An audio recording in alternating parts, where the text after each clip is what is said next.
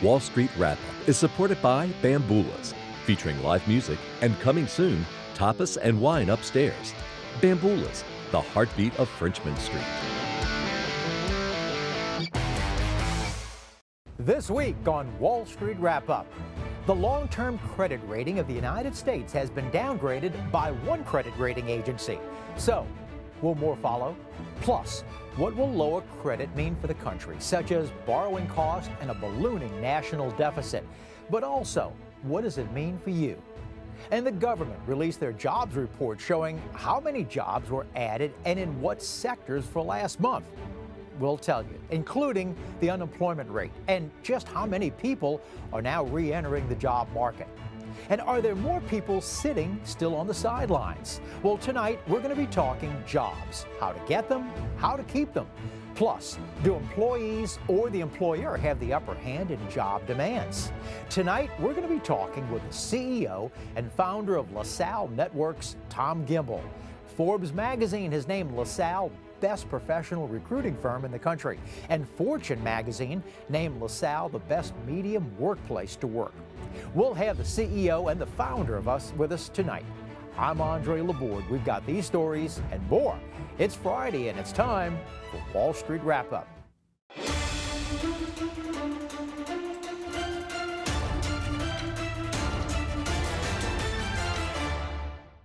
Hi, welcome to Wall Street Wrap-Up. It's Friday, August the 4th.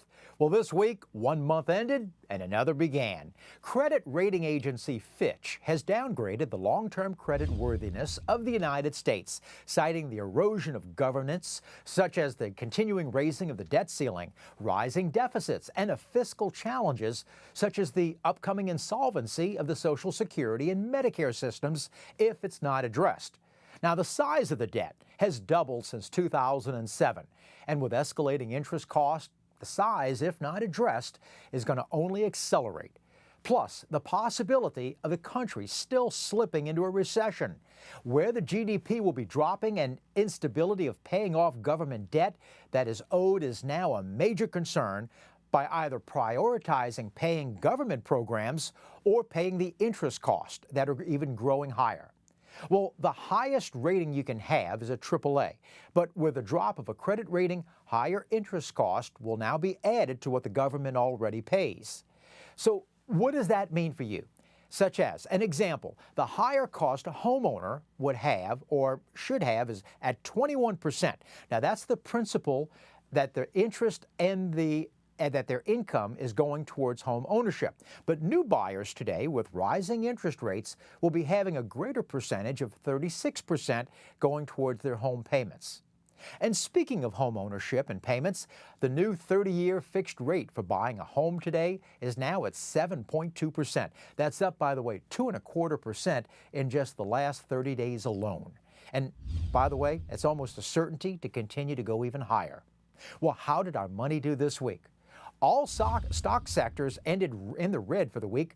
The top sector for the week were communication services, and the sector laggards for the week were utilities and technology.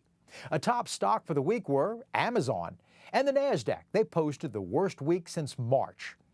Well, this week, the Dow Jones closed today at 35,067, and that was down 1.1% for the week. S&P 500 closed today at 4478, down almost 2.25% for the week.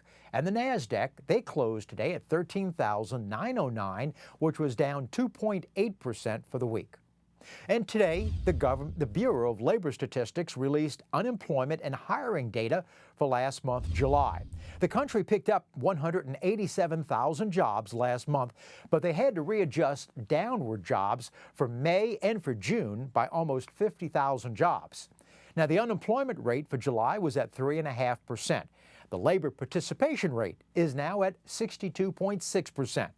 Last month, the largest sector was in the health services sector, picking up 100,000 jobs for July. Construction added another 19,000, and leisure and hospitality, such as restaurants and hotels, well, they added 17,000 jobs for last month. The Kingdom of Saudi Arabia has now said that they will extend the oil cut that they put in last month in July to at least through September, if not even later. So the price of gas today nationwide is just over $3.80 a gallon nationwide. That was up from last week by 30 cents, but it's down from 1 year ago at this time. California passed the $5 a gallon mark this week, and Washington State, well, they're right behind them. Well, since the pandemic, working back in the office is different in the country. It depends where you live. Baskings Analytics has found that those in the Midwest spend about 60% of their time in the office, while those in the Northeast, they spend the least amount of time back in the office with a rate of about 24%. And July's unemployment numbers were released today at 3.5%. And wherever you go, there's help wanted signs. Forbes magazine has called LaSalle Network the best professional recruiting firm in America. And its founder and CEO is Tom Gimbel. Now, best of all, Tom's with us tonight. Hi, Tom. Welcome to Wall Street Wrap-Up. Great to be with you. Tom, do you find people, clients, prospective people who are looking for work today, are they making more demands than before? And I ask it this way. I mean, I don't want to go into the office. I want to stay home more. Who's got more of a driver's position?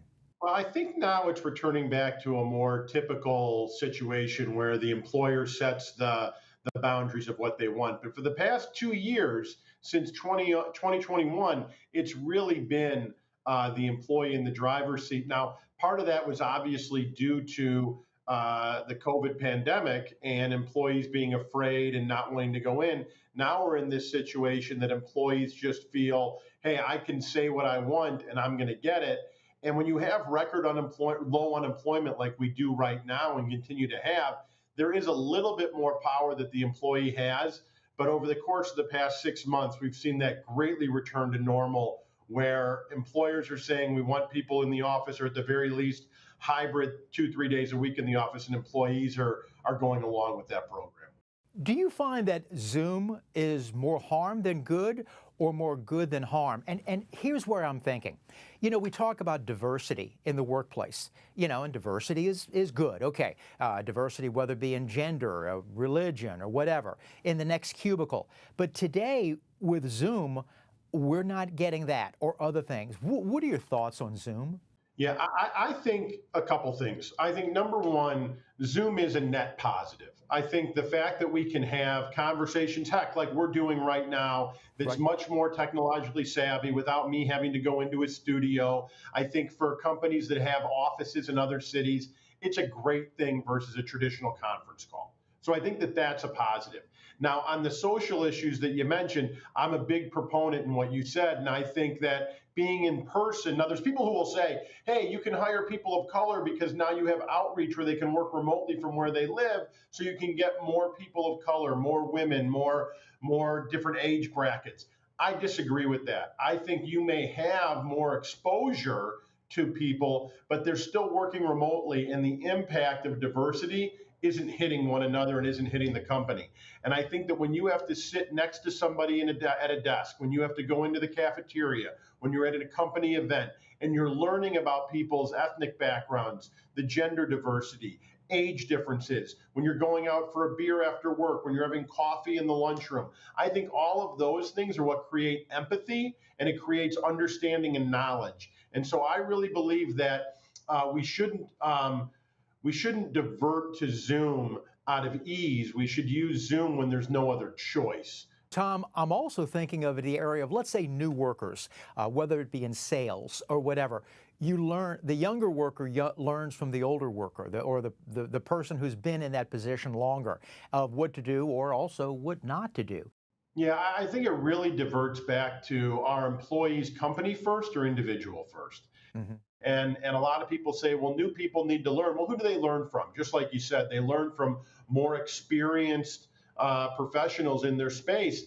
And quite frankly, if you aren't in the same office, all of a sudden you're going to put these higher level people on a pedestal, and people are going to motivate to not ever be in the office, and you're never going to have a circle of knowledge that gets fulfilled to the next corporate generation. I think that's really dangerous. And you're also going to lack the competitiveness that exists within a company, not negative competition, healthy competition, where people want to do better than one another when they're hearing it, they're seeing it. You want to dress better, you want to look better, you want to get more of your boss's time. There's this drive to be number one, especially in a marketing role or a sales role or a client delivery role. And I think when we don't have that, the corporation as a whole suffers.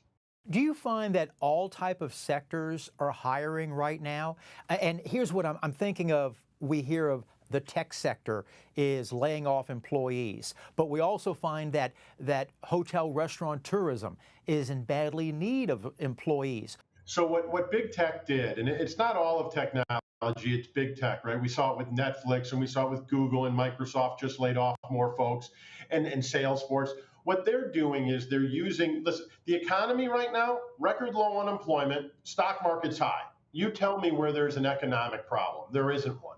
And so what we've seen is companies use big tech, a perceived economic problem, to make up for the fact that they hired way too many people during COVID, and they have way too many layers of people that aren't doing enough. And what we've got is a lack of productivity of people because of remote work, because there's too many people for the amount of jobs that there were. And so now what we've got a situation of companies, financially prudent companies, have to lay those people off. But they're still hiring. They're going to replace their good people. They're going to hire people when they leave. They've got to hire in either sales roles or engineering roles. And employees don't stay at companies no matter how good the employee is for forever. So I see it across the board: hospitality, technology, manufacturing, distribution, professional services. We're seeing them hire. Now, it may not be in bulk. You may not see them hiring 500 people or 1,000 people, but they're all hiring right now. When you brought up about Salesforce, the CEO of Salesforce is Mark Benioff. I just recently read where he wants people in and he promises, look, if you come into the office, he will donate to a charity of your choice. I'm thinking, if you're going to donate to me. I'll be the one. Yeah, I think when you get a behavior like that, you're rewarding typical behavior, and you're feeding into this problem we have, that the employees think that we can get whatever we want. And I think you're exactly right. Of a donation to charity is great, but not with my dollars. And if you're going to pay more money, pay me more money to come in. And I think that's the challenge. Benioff was, what he said when they did their first round of layoffs was, we did analysis and we found out that 90% of our sales were coming from 50% of our salespeople. Well, no one tracks data as well as Salesforce. They've known that for forever. What they thought was the other 50% were going to rise and companies were continue to bring in more Salesforce users, and that didn't happen. So you lay people off and then you hire better people. And there's an old expression: whenever a company does a layoff, they don't round up their best people first. It's a good point, because I remember when Jack Welch used to be the CEO of General Electric, what he did was he told all division managers that even if the bottom 10% are good people, bottom 10% goes every year. Well, that puts such a fear in their divisions. You don't want to be that 10th man out of 10. You want to be always number 9 or higher, or you get the axe. You're exactly right. And what that does is it says is that, number one, if somebody's in the bottom 10%, even if they're doing well, air quotes, right? Mm-hmm. I think it ends up being that they're still the bottom 10%. They're still the worst of the good people. And can we get somebody in that 10th spot who could rise up to number 6 or number 5 or number 4 or number 9 or number 8? And that 10th person knew what was at stake, and they couldn't get there. And I think that's the motivation. That's not mean. That's saying we're all here to grow our business. And if there isn't that fight, not even necessarily like what you're talking about and what Jack Welch did, not even to be number 1, just to not be number 10. Mm-hmm. And I think that is a sense of Darwinism, of survival of the fittest, of saying we want people who have the fight to succeed. And that is, I get that the world's gotten a little more sensitive and softer in a lot of ways for the better, but I think in some situations when it comes to capitalism, it's for the worse, is that everybody doesn't get a free ride. If you're getting paid, you have to deliver at a level that management feels is worthy of continuing your employment, not just because you're a nice person. Recently, the Teamsters just struck a contract with UPS drivers. And the head of the Teamsters makes no bones about that. He wants Amazon drivers to be joining the Teamsters so that he too can, work against Amazon for doing that. Can you can you price yourself out of the market eventually where the consumer, because somebody's going to have to pay the freight, literally, on that, of being able to pay for these drivers. So that means you have to increase prices to a level that they have to pay for the drivers. Will people go, I'm not paying this for a product, even though that I know it's got to be going toward higher pay? Well, I think number one, you're not going to trick me to say something bad about the Teamsters, right? I mean, You're too slick. I think Tom, this isn't your first rodeo. Okay, you're too slick. I tried, but you got me. I watched the Irishman in Hoffa. I'm not saying anything bad about the Teamsters. You're in Chicago, where they play rough. I understand. Exactly. But I think in all seriousness, they're great guys, and I'm making a joke. But I think that when you talk about can something be outpriced, I was reading an article the other day, and I think it hit dead on this topic, and that is, people expected to get higher wages. They didn't expect goods to go up. And I think what we're seeing is that people are making more money, but they don't have any more take-home pay because everything's gotten more expensive, and that's inflation, and that is you flood the market with more cash, that you're going to have to raise the prices, and that's what's happening. And where that point becomes that people stop hitting click on their phone to buy everything from Amazon because even those prices are going up. I mean, we all do it. We click on Amazon and we see the same item listed at 4 different prices. Mm-hmm. And it's getting to the point of sometimes being confusing. Where are you going to walk down to Walgreens? Are you going to walk down to CVS? You're going to walk down to the dollar store and say, you know what? Maybe I can get this cheaper locally that doesn't have the delivery cost, that doesn't have all these challenges. Because it used to be Amazon delivered for free. Now the cost may be buried of shipping in the price of the item. So I think we have a more sophisticated buyer, and we've got more competition in everything from cars to aspirin to Coca-Cola. And I think people are going to start being bargain hunters again. And I think you are going to see different things get priced up, whether it's airline tickets, which we know are astronomical, hotel rooms, or a 6-pack of soda. And it's an interesting point, Tom, about that, because economist Milton Friedman one time said there's no such thing as a free lunch. It was true then and it's true today. So if they price themselves, we've had a number of times the former CEO of McDonald's on the show, Ed Renzi, and we've talked about how, at one time starter jobs were kids in high school were at McDonald's. Well, today, it's hard to having a Happy Meal when you got to pay the kind of prices that you're paying. So a lot of franchisees are converting to kiosks because of paying $15 to $17 an hour for a starter job. So do you think something like this, of what you're talking about, will only accelerate the driverless cars or AI, artificial intelligence?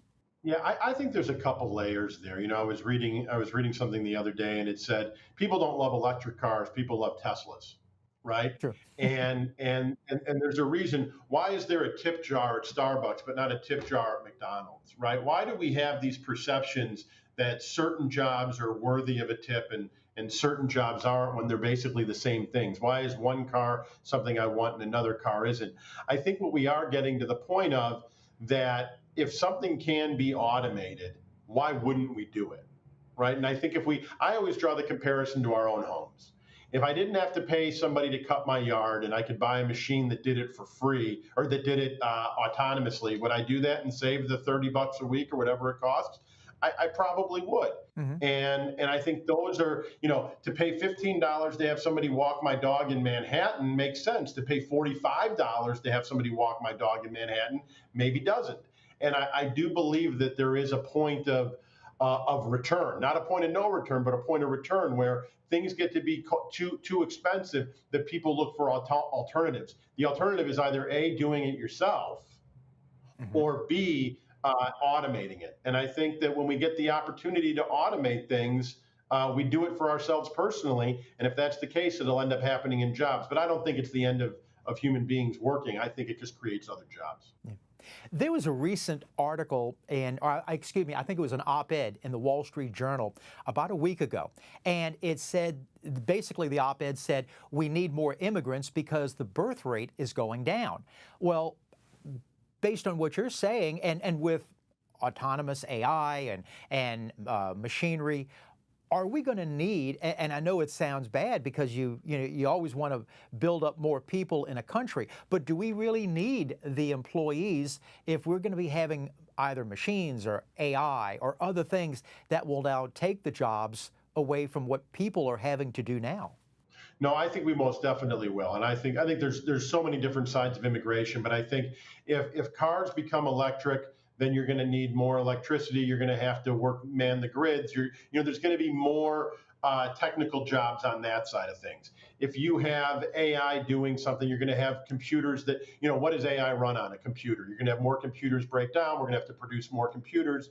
Yeah, we're going to have computers that make them, but people have to do a lot of that work to get that going. And then you have repair people, right? Look at all the iPhones came out. There's a repair shop for iPhones on every corner for the screens and protective cases and all these other things. There's always something that gets created. So I'm not overly worried about that. On the thing of immigration, there's two types of immigration that are problems. One is the one that everybody talks about, and that's people coming over the southern border, and that's for more of the blue collar jobs. And when you talk about the hospitality industry, that's what feeds into that, and that's why there's such a huge shortage. Then there's the other side of that, and that's the technical jobs where we educate foreign people in our colleges and our universities, and they can't get what's called an H-1B visa anymore, and they have to go back home. So we educate them in our universities and our colleges, but we don't let them stay here to do the work, and we have this technology shortage. And that's the two big challenges that we have. And then we have really the third one, which is the blue collar, not necessarily in the service areas like hotels, but throwing a hammer. We've got a $1 trillion infrastructure package to repair highways and pull internet cables and to do all these things, and we don't have the workers to do them. And now we need that same influx, and we need immigrants to come here and do a lot of that labor, and we should welcome that. What about college degrees today, Tom? I mean, at one time, I'll use the term before COVID as compared to post-COVID. I mean, are more jobs that are being advertised today or employees needed that a college degree is not needed? Well, what I would say is record low, the expression desperate times call for desperate measures. So when you have record low unemployment for a continuous period of time, you give up on your qualifications. Mm-hmm. And what you need, what makes someone qualified for a job. So we saw a college degree go down in importance when you couldn't find people. However, there are definitely certain jobs that require a college degree. And there's also one of the things that people don't want to talk about of why a college degree is valued is it shows starting something, investing your time and your money, and finishing it.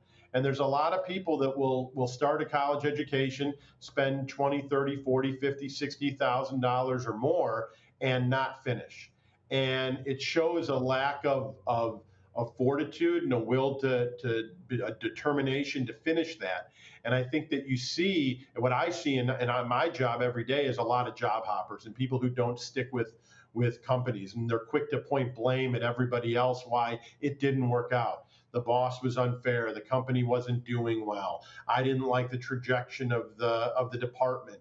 Instead of the resilience that has existed for over a century before of, I've got this job, I'm going to put everything I have into it, I'm going to get promoted, I'm going to get a raise, I'm going to do well. And we've lost a little bit of that in this country of resiliency of the average worker. So I'm a big believer in that. There are a lot of jobs that don't require college degrees, and they're out there, like you said, in the hotel industry and restaurants and in the service and the trades. But there's also a lot of jobs that do require a degree in marketing and human resources and sales and operations and such. So I'm not talking to the 1 in 100 that doesn't need the degree to succeed in those fields. I'm talking to the 99 that do. Yeah. In your experience, what have you found to be what you should say in a job interview or not say, or what should you do or not ask for in a job interview?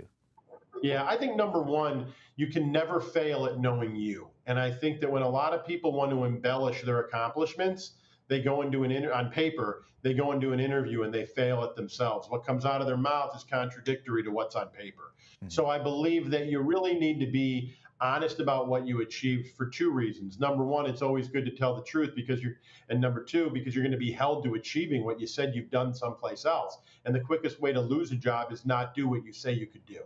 And so I think that you really need to know what you've accomplished. You need to commit it to memory and you need to talk about that, what's on there, really successfully. So I've seen a lot of people that think telling a white lie about what they achieved is okay, and they end up getting into a lot of trouble about that. And I think as you go through the interview process, you want to ask the same questions to multiple people in the organization, because you're also interviewing them. And you want to find out if everybody's saying the same story about what goes on in the company. And you want to know about promotion tracks, and you want to know about the culture of the organization. And a lot of people, they don't ask questions. They end up falling back and thinking the interview is just about the company interviewing them. But companies want to hear, managers want to hear how creative you are, what types of thought process you have you put thought and research into this before you came in, and ask really good, coherent questions. Tom, I could talk to you more, and I sure hope you come back. I thoroughly enjoyed it. Always a pleasure to talk to you, and thanks for having me on. Thank you, Tom. Hey, if you've got a question, maybe a comment about the show, we'd love to hear from you. Make it concise, make it piffy, and write us at andre@benacapital.com. So let's take a look at the markets heading into next week. But first, what type of food service opened for the very first time on this day, August the 4th, in 1930, by Michael Cullen of Queens, New York? We've got the answer, and it's coming up.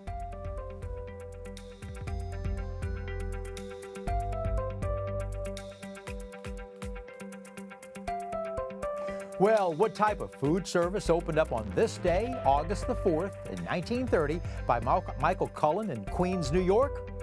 It was the very first U.S. supermarket. It was called King Cullen.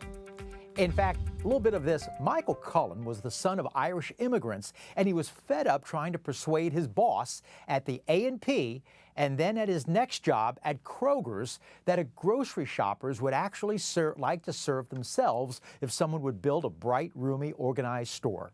Imagine that. Well, last tonight, finally, the governor of Oregon has just signed a bill to allow Oregonians the ability to pump their own gas. Yes, it now gives them the choice of either doing it themselves or not.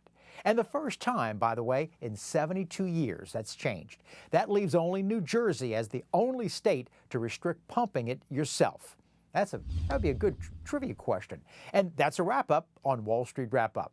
Join me next week when we talk about the economy, the second half of 2023, and more with Tulane University's professor at business at the Freeman School of Business, Peter Ricchiuti. He's always got great fun talking with Peter, and he's also the founder, and he runs the Tulane's Birken Road Report that we'll also be discussing in quite a bit in detail. That's Peter Ricchiuti next week. And that's our show for this Friday, August the 4th. Our thanks to Tom Gimbel for being with us tonight, but as always, we appreciate you for allowing us into your homes this evening. Have a fun weekend with the ones you love. I'll see you next week. Remember, if it's Friday, it's Wall Street Wrap-Up. I'm Andre Laborde. Always remember, money never sleeps. Good night.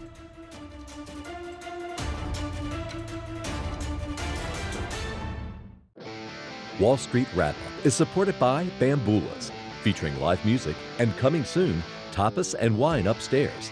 Bamboula's, the heartbeat of Frenchman Street.